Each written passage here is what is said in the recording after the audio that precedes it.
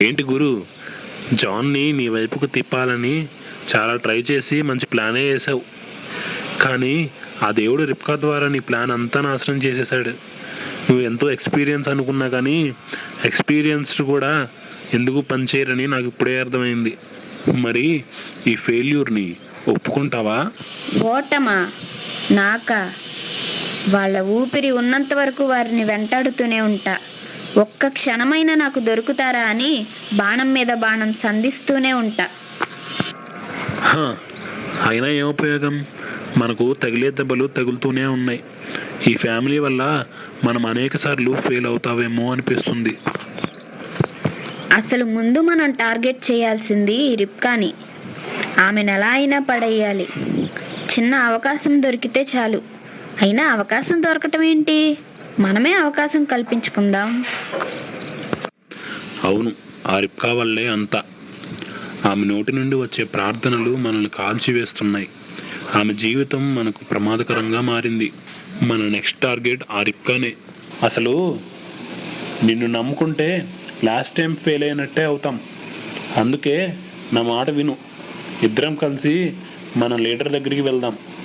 తెలుసుగా మన లీడర్ గురించి. అంతేనంటావా? అది నిజమే. ఈసారి మాత్రం మనం ఫెయిల్ అవ్వకూడదు. పద వెళ్దాం. మన లీడర్ దగ్గరికి వెళ్ళి ఫెయిల్ అయ్యామని చెప్తే ఏమంటాడో అని భయం వేస్తుంది. అవన్నీ నువ్వే చూసుకో. నేనైతే రాను లీడర్ దగ్గరికి. ఎందుకంటే ఆ టాస్క్ కోసం పంపించింది నన్నే. నేనే ఫెయిల్ అయ్యానని తెలిస్తే నన్ను ఖచ్చితంగా తీసుకెళ్ళి ఎక్కడైనా పడేస్తాడు. నేనైతే రాను. నువ్వే ఎక్స్ప్లెయిన్ చేసుకుని ఆ ఇంటిని కూడా నువ్వే తీసుకెళ్ళు. ఏంటి నెంబర్ 10 ఎలా వచ్చావు? ఏమైనా న్యూస్ తీసుకొచ్చావా? బయట ఏం జరుగుతుందో? అవును లూసిఫర్ సార్, న్యూసే. ఒక ఫ్యామిలీతో పోరాటం చాలా కష్టంగా ఉంది. మీ దగ్గర నుండి ఏదైనా సహాయం కోసం వచ్చా. అవునా? ఇంతకీ ఎవరిదా ఫ్యామిలీ? ఎవరా మనుషులు? అదే ఉన్నారుగా, రిబ్కా, జాన్. మేము చాలా ప్రయత్నించాం కానీ విఫలమయ్యాం. ఆమె ఉందిగా రిబ్కా, ఆమె మా ప్రతి ప్రయత్నానికి అడ్డుపడుతుంది. ఆమె వల్ల తన ఫ్యామిలీ మొత్తం రక్షింపబడుతుంది. ఆమె ప్రార్థనలు మమ్మల్ని కాల్చేస్తున్నాయి. అమ్మో, మాట్లాడుతుంటేనే నాకు ఇప్పుడు వణుకు పుడుతుంది. ఆమెను పూర్తిగా మోసం చేయడానికి మీ సహాయం చాలా అవసరం మాకు. హహా, ఓ రిబ్కా, ఆమె పేరు చాలా కాలంగా నన్ను తలుచుకోలేదే. బహుశా దేవునిలో బాగా భక్తిగా ఉన్నట్టుంది. చూద్దాం. అయినా వాళ్ళను నేను నెంబర్ 32 అనే వాడికి అప్పచెప్పానే. నువ్వు వచ్చావేంటి? అయినా అంత భక్తున్న వాళ్ళకి మీరు సరిపోరులే. ఎలాంటి వాళ్ళనైనా పడద్రోయగలిగేలా ఒక వ్యక్తికి నేను ట్రైనింగ్ ఇచ్చా. మీరు ఇక వెళ్ళండి. వాడు చూసుకుంటాడు ఆ రిప్కా పని. మనలాంటి ఇన్ఫార్మర్స్ చెప్తే గానీ వీడికి బయట ఏం జరుగుతుందో తెలీదు. మనల్నే తక్కువ చేస్తాడా ఏంటి? మనం సరిపోమా? ఏదో సలహా కోసం వెళ్తే మనల్నే పనికిరామంటాడా? Training ఇచ్చాడంట, training. చూద్దాం అతనేం సాధిస్తాడో కూడా చూద్దాం. తెలుసుగా నీకేం చేయాలో. వెళ్ళు, నా పేరు నిలబెట్టు. ఇదే ఆ ఇల్లు. అమ్మో, ఈ ఇంట్లో ప్రార్థనా పరిమళం ఉంది. ఆ గోడలు కూడా నేను పట్టుకోవడానికి ఆలోచించాలి. ఇది ఇల్లు మాత్రమే కాదు, ఒక మందిరం లాగా ఉంది. అది నాకెంత మాత్రం నచ్చట్లేదు. వీళ్ళు ఎన్నోసార్లు నన్ను శత్రువుగా భావించారు. యేసు పేరుతో ఎన్నోసార్లు యుద్ధంలో నాకు ఎదురు నిలిచారు.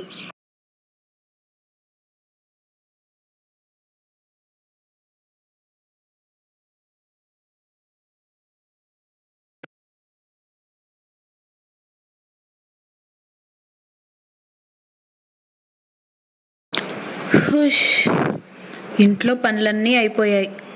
అందరూ ఎవరి పనులకు వాళ్ళు వెళ్ళిపోయారు. ఇక నేను ఖాళీగానే ఉంటాను ఈ రోజంతా.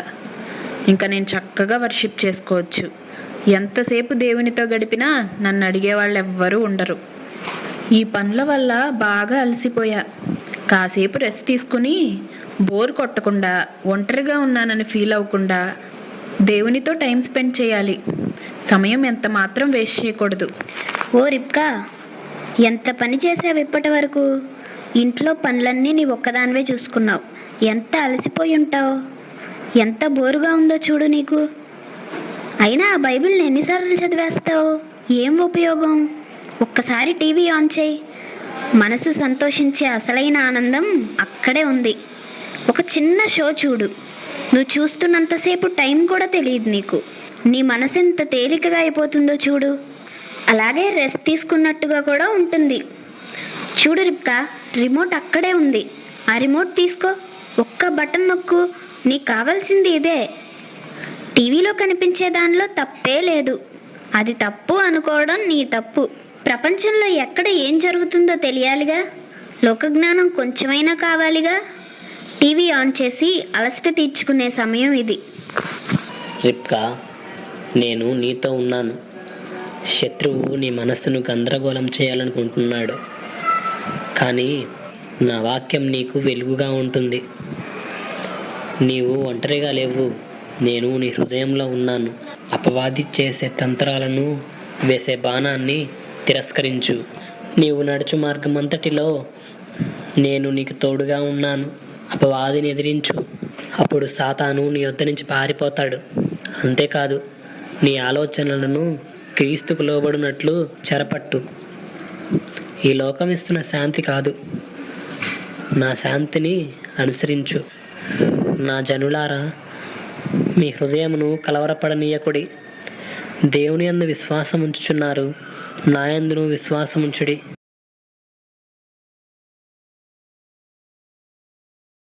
రిబ్కా, రిబ్కా, ఇంట్లో ఉన్నావా? ఏంటి ఇన్నిసార్లు పిలిచినా రావట్లేదు? ఆగు, ఫోన్ చేద్దాం. అమ్మయ్య, వచ్చేసావా? పద లోపలికి వెళ్దాం. చాలాసేపటి నుంచి వెయిట్ చేస్తున్నా నీతో మాట్లాడదామని. ఎలా ఉంటున్నావు అసలు ఇంట్లో ఒక్కదానివే? అసలు నీకు బోరే అనిపించట్లేదా? బయట చూడు అసలు ఎలా ఉన్నారో. అందరూ నీలా ఉంటే ప్రపంచం మోగబోతుంది. ఇంకా చాలా కాలమైంది కదా మనం కలిసి. అలా బయటికి వెళ్ళి షాపింగ్, వాకింగ్ అంటూ చిల్లవుదామా? మన ఫ్రెండ్స్ చాలామందిని కూడా కలుద్దాం. వాళ్ళు నిన్ను చాలా మిస్ అవుతున్నారు తెలుసా? లేదు నిషా, ఈ మధ్య నేను అంతగా బయటికి రావట్లేదు. ఎక్కువసేపు ప్రార్థనలో దేవునితోనే గడుపుతున్నాను. నువ్వు వెళ్ళి నేను వాళ్ళని అడిగానని చెప్పు. ఓ రిబ్కా, నువ్వెంత పిచ్చిదానివి. ఈరోజు శనివారం, అందులోనూ సమ్మర్ వీకెండ్ కదా. అసలు ఈరోజు ఎలా ఉంటుందో తెలుసా నీకు? అసలు అందరి గురించి వదిలేసేయి. మనం జస్ట్ షాపింగ్కి వెళ్ళి కాఫీ తాగి, ఫ్రెండ్స్ కూడా వస్తారు, వాళ్ళతో ఫుడ్ కోర్ట్కి వెళ్దాం. ఒక్కరోజే కదా, అలా సరదాగా టైం స్పెండ్ చేద్దాం. పద. నిన్నేమీ దేవునితో టైం స్పెండ్ చేయొద్దని అనట్లేదు. ఒక్కరోజే కదా, ఎందుకంత ఆలోచిస్తావు? వెళ్ళు వెళ్ళు, వస్తానని చెప్పు. రిబ్కా, నీ హృదయానికి ఎవరు అధిపతి? ఈ లోక స్నేహం దేవునితో వైరమని నీకు తెలుసు కదా. నువ్వు నాతో సమయం గడపాలని అనుకున్నావు, లోకాన్ని కూడా ద్వేషించావు. ఇంకా అపవాది యొక్క తంత్రాలు, వేసే బాణాలు, చేసే యుద్ధం నీతో కాక ఇంకెవరితో ఉంటుంది? ఆలోచించు. దైవ జ్ఞానం కలిగి అపవాది తంత్రాలను ఎదిరించు. అపవాదికి నిన్ను చూసి భయంతో వణికిపోయేలా చేయి. నన్ను ఎవడు ప్రేమించునో వాడు నా మాటలు గైకొనును. ప్రభు సన్నిధిలో సమృద్ధిగా సంతోషం కలదు. మనము దేవుని సంబంధులమనియు లోకమంతయు దృష్టిని ఎంతున్నదనియు ఎరుగుదము. దేవుని మూలముగా పుట్టిన వారందరూ లోకమును జయించుదురు. ఈ లోకమునైనను లోకములో ఉన్న వాటినైనను ప్రేమింపకుడి. ఎవడైనను లోకమును ప్రేమించిన ఎడల తండ్రి ప్రేమ వానిలో నుండదు. నన్ను ఎవడు ప్రేమించునో వాడు నా మాటలు గైకొనును.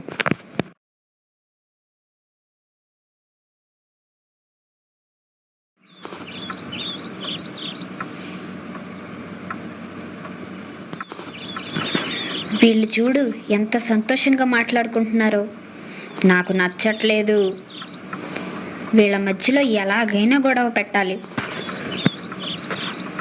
చూడు జాన్, ఆమె ఎంత స్వార్థంగా మాట్లాడుతుందో చూడు. ఎంత చిరాగ్గా ఫేస్ పెట్టి నిన్ను అసహించుకుంటూ మాట్లాడుతుంది. కనీసం గౌరవం కూడా లేదా నువ్వంటే? నువ్వేం చెప్తున్నావు రిబ్కా? ఇప్పటి వరకు బాగానే మాట్లాడావు కదా, ఇప్పుడు ఎందుకు చిరాకుగా ఫేస్ పెట్టి గౌరవం లేకుండా మాట్లాడుతున్నావు? నువ్వు నన్ను అపార్థం చేసుకుంటున్నావు జాన్. నేను అలా ఏం చేయలేదు. చాలా రోజుల తర్వాత మనం కలిసి కూర్చున్నామని చాలా సంతోషంగా ఫీల్ అవుతున్నాను. నువ్వే నన్ను తప్పుగా అర్థం చేసుకుంటున్నావు. నువ్వు సైలెంట్గా ఉండకు జాన్. తాను చేసిందంతా చేసి నిన్ను ఫూల్ని చేస్తుంది. నువ్వు అనుకున్నది కరెక్టే. అస్సలు తగ్గకు. ఈ విషయాన్ని ఎంత మాత్రం వదలకు. అంటే నా ఆలోచనే తప్ప? నాకు అర్థం చేసుకోవడమే రాదని నీ ఉద్దేశం అన్నమాట. అసలు నా అభిప్రాయంతో నీకు అవసరమే లేదన్నమాట. అంటే నన్ను ఇన్ని రోజులు ఒక ఫూల్గా చూసావన్నమాట కదా? నిజం చెప్పు. నీకేమైంది సడన్గా? ఇది చిన్న విషయం కదా. ఒకదానికొకటి సంబంధం లేకుండా ఎందుకు అలా మాట్లాడతావు? అవును, ఇప్పుడు నీ మాటలే అర్థమవుతున్నాయి. చిన్న చిన్న విషయాలకు గొడవ పడేవాడలా కనిపిస్తున్నానా? జాన్, నేనేమైనా తప్పుగా ప్రవర్తిస్తే నన్ను క్షమించు. మన మధ్య సమాధానం కావాలి. కోపం ద్వారా, అసమాధానం ద్వారా అపవాదికి మనం చోటివ్వకూడదు. మీ కోపంలో అపవాదికి చోటియకుడి. నరుని కోపం దేవుని నీతిని నెరవేర్చదు. ప్రతి మనుష్యుడు కోపించుటకు నిదానించువాడై ఉండాలి.